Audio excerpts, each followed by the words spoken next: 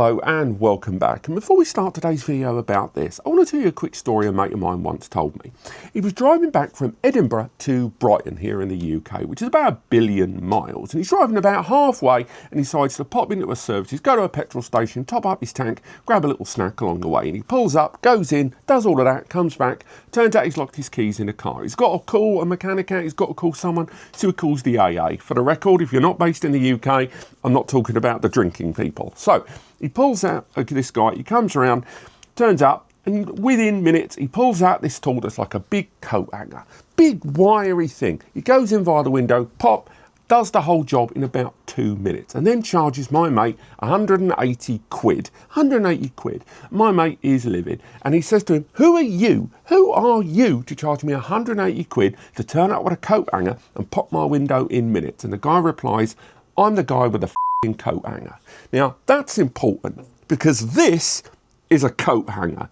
On the face of it, at a glance, it is an absurdly overpriced 10 gig NIC. This thing is for connecting USB4 to two 10 gig NICs, available in copper and fibre or SFP.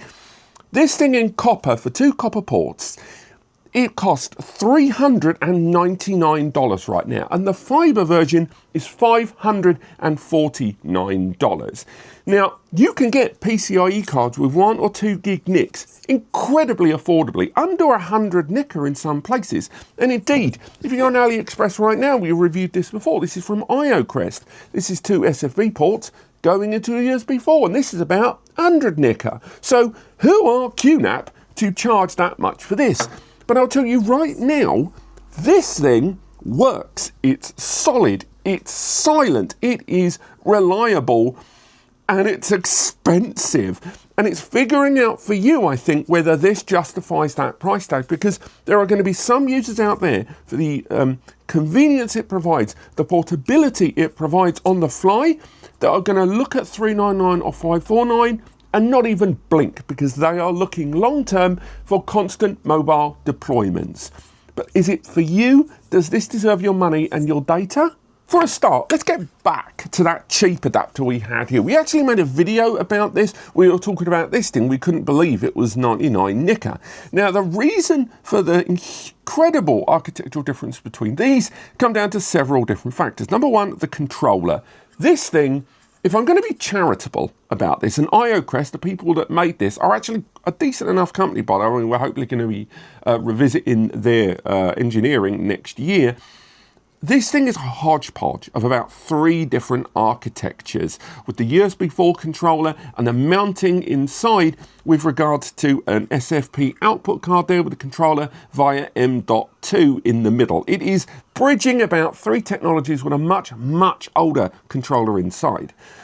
This, on the other hand, is using a very new USB4 Gen 4 controller, and architecturally, driver-wise and efficiency, it's kind of peak. It's silent all the way along, taking advantage of an enormous degree of passive ventilation and heatsink all the way around. It's a 3-stage cooling system all the way around. We'll talk about thermals in design later on. And again, as mentioned earlier on, it just works. If you go to their own official pages, they rate the performance there. If you go for just general max SMB throughput, they're rating 2,328 over 1,902 read over write.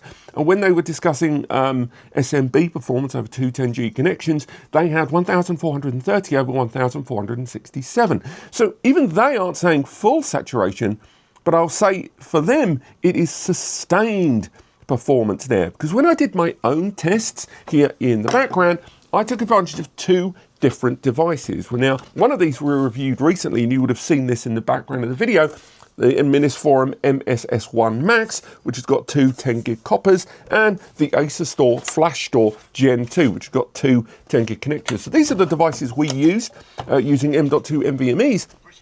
So starting with that Acer Store, we went for iPerf testing, and we were hitting both 10Gs with 2 separate instances of iPerf, and we saw pretty much near enough saturation across each of those. The controller that's inside the QNAP we'll get onto in a little while, but just generally the performance, just connecting over standard SMB was absolutely fine there. Now, when we were utilizing Windows tools and accessing the Minisforum MSS1 Max, we were connecting to it over 2 different instances. We tried to combine it with SMB multi-channel, and another one where we were just hitting it individually. Again, individual hits with crystal disk across 2 SSD target drives within the Minis forum and a third-party connected device.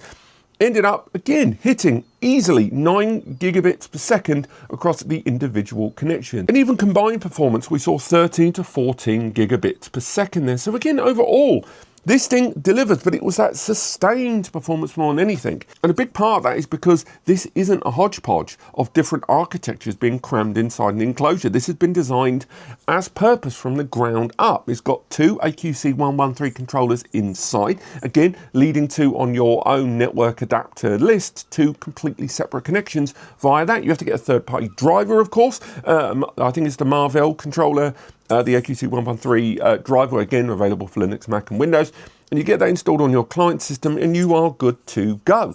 Now, the design of the thing, it is effectively one giant heatsink running off of USB power. There is a 25 gig variation of this in development. We saw it several times at different QNAP events. It still hasn't rolled out, and that one actually requires additional power for 2 25 gig QSFP NICs.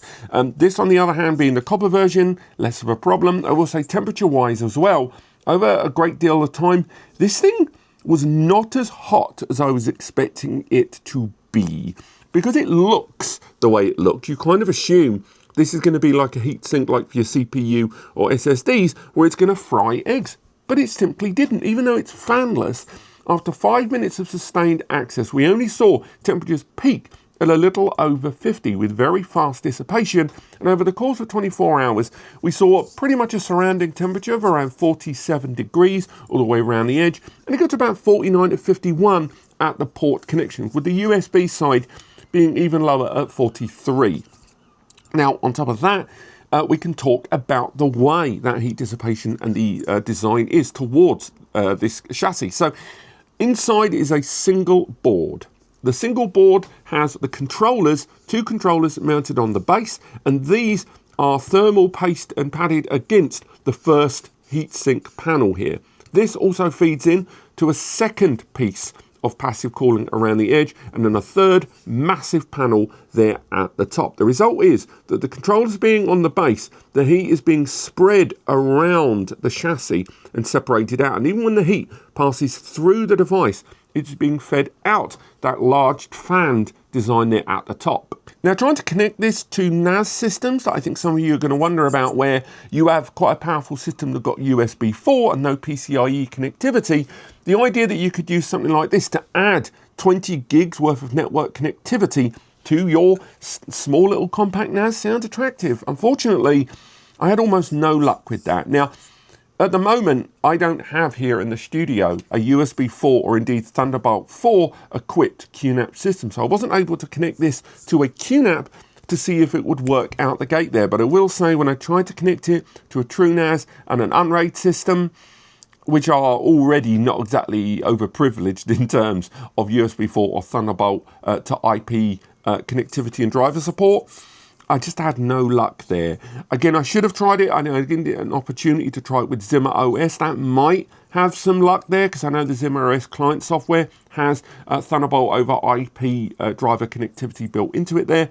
But still, at the moment, all the indications I can see from their own site and all the indications I can see from my own testing is that this isn't really hugely NAS compatible by connecting it directly into the NAS. But from the client side, it is widely supported and ultimately allows your system, if you've got USB4, which is becoming increasingly available across very compact systems, to have a 20 gig NIC, whether that is for direct connectivity into a NAS or into a wider 10G network.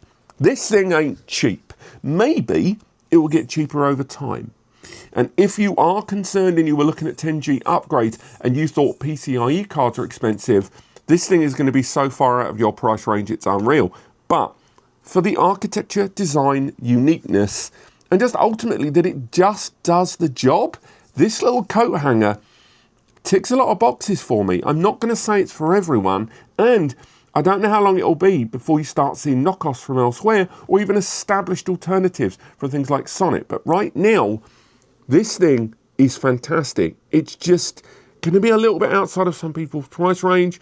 And I think maybe QNAP should think about that when it comes to a lot of their adapters as gateway devices in terms of your wallet. But what do you guys think? Does this thing interest you? Does this seem like an adapter that you've been waiting for when you looked at something like this and you thought, I'm not going to let this egg frying monstrosity into my network? Let me know what you think. Hopefully the written review will be done very, very shortly and linked below.